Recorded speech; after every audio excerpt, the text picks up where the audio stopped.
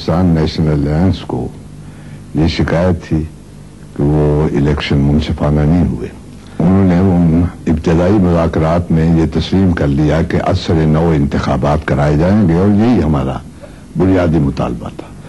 اور اس کے بعد آئندہ الیکشن کو منصفانہ اور آزادانہ بنانے کے لیے ہم 32 نکات لے کر گئے. مذاکرات ہوئے اور جناب ذوالفقار علی بھٹو مرحوم کے ساتھ جناب عبدالحفیظ پیرزادہ اور جناب مولانا کوثر نیازی مرحوم تھے، اور ہماری پی این اے کی ٹیم میں مولانا مفتی محمود مرحوم، میں اور پروفیسر غفور احمد، ہم اس میں شریک ہوئے مذاکرات میں. تو کئی دن تک مذاکرات ہوتے رہے. تو یہ میں بتانا چاہتا ہوں کہ ہم 32 نکات لے کر گئے تھے، 32 پوائنٹس. اس میں 31 نکات پر ہمارا سمجھوتا ہو گیا، اور ایک جو 32واں پوائنٹ تھا وہ ہم نے خود واپس لے لیا. یعنی تقریباً اور ایک رات، پوری رات ہم بیٹھے رہے اور ہمارے مذاکرات ہوتے رہے پوری رات، اور صرف دستخط کرنے باقی رہ گئے تھے. اور اس کے بعد بلا جواز مارشل لا مسلط کر دیا گیا. اور جناب جنرل ضیاء الحق مرحوم نے یہ بھی کہا کہ اسی دن میں نے ایک پریس کانفرنس کی تھی، تو اس کے حوالے سے انہوں نے یہ کہا کہ اس پریس کانفرنس کے سننے کے بعد انہیں یہ یقین ہو گیا کہ مذاکرات ناکام ہو گئے. تو میں نے یعنی حالانکہ اسی دن جو پریس کانفرنس کی تھی اس میں یہ کہا تھا کہ ہمارے مذاکرات کامیاب ہو گئے ہیں، اور ہمیں توقع ہے کہ کچھ وضاحتیں جو ہم نے طلب کی ہیں ان کا بھی مثبت جواب آئے گا بھٹو صاحب کی طرف سے. اور چنانچہ اسی رات، یعنی جس رات یہ مارشل لا نافذ ہوتا ہے، 11 بجے رات کو جناب بھٹو مرحوم نے انہوں نے بھی پریس کانفرنس کی، اور اس میں انہوں نے کہا کہ صبح کو ابتدائی یعنی بات کریں گے عبدالحفیظ پیرزادہ اور پروفیسر غفور احمد، اور شام کو ہماری وہ میٹنگ ہوگی جس میں ہمارے دستخط ہونے تھے، اور اس کے بعد معاملہ جو ہے وہ ختم ہو جاتا. لیکن بدقسمتی سے ایسا ہوا.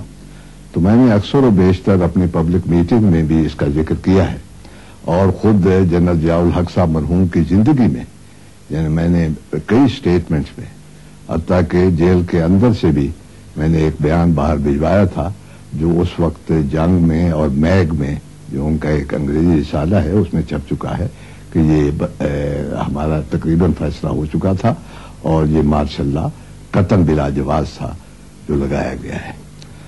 جمہوریت پر ایک اور شب خوں مارا گیا. ملک پر ایک بار پھر آمریت مسلط کر دی گئی. جناب بھٹو کا مقدمہ پاکستان کی تاریخ کا سب سے بڑا مقدمہ تھا.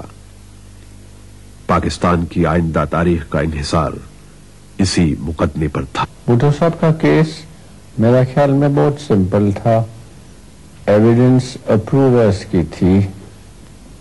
2 اپروورز تھا، ایک مسعود محمود، ایک غلام حسین.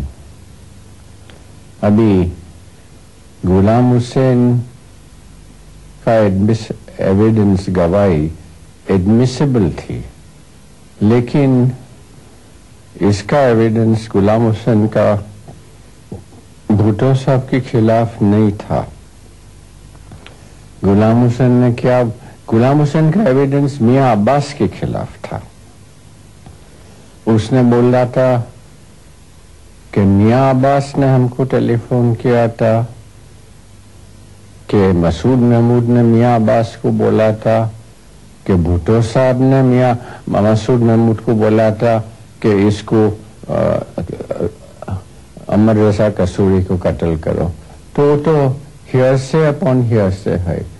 لیکن گورنمنٹ نے جان بوجھ کے کیس کنفیوز کرنے کے لیے غلام حسین کا ایڈمیشن رکھا.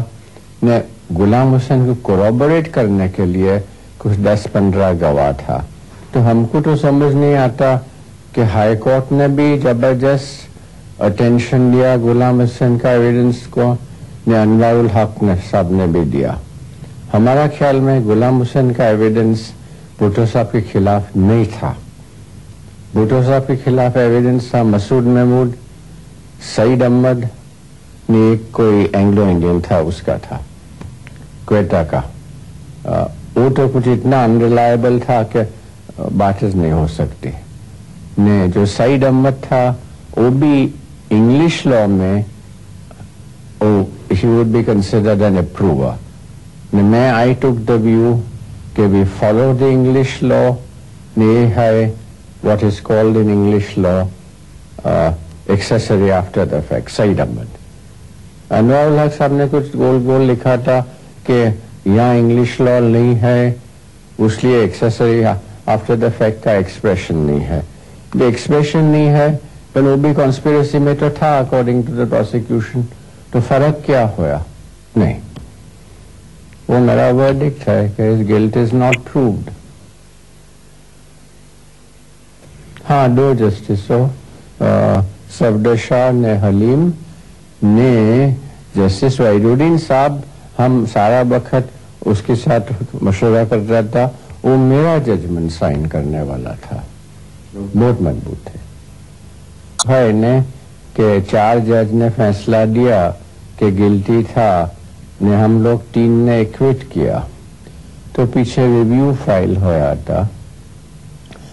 अभी रिव्यू में इतना बेस होया था, मेरा ख्याल में रिव्यू एक ही पॉइंट पर करना था कि भाई 3 जज ने एक्विट किया है, ये नया पॉइंट है, सेंटेंस लाइफ करो।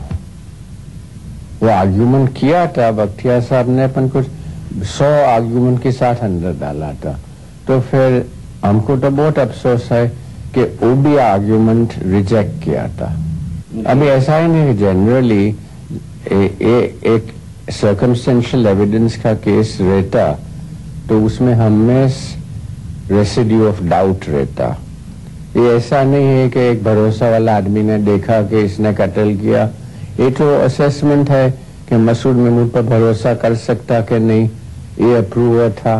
तो ऐसी डाउट होए उसमें जो 3 जज एक्विट करे, तो दूसरा मुल्क में तो मेजॉरिटी जजेस फिर बाद में सेंटेंस मॉडिफाई कर सकता। एक इंडियन केस था, वो पेश होया था, एक मर्डर अपील थी, 3 जज इंडियन सुप्रीम कोर्ट ने सुना था, तो वो डिसमिस हुई 2/1।